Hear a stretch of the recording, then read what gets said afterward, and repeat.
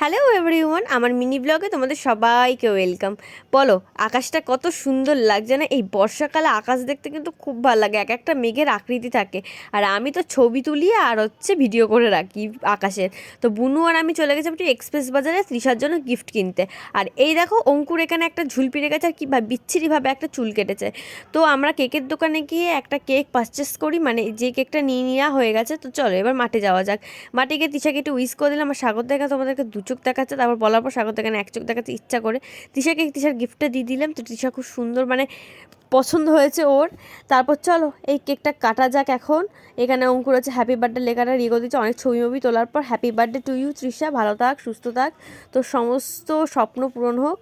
তো এখানে এই যে অঙ্কুর বসে আছে। আর তারপর আমরা চলে গেলাম হচ্ছে ফুচকা খেতে, কারণ আমাদের রাত্রিবেলা হোক কি যখন যাই হোক না কেন, ফুচকা ইজ লাভ। তো যাই হোক, টাটা বাইবে, দেখা হয় পরের একটা ভিডিওতে, বাই।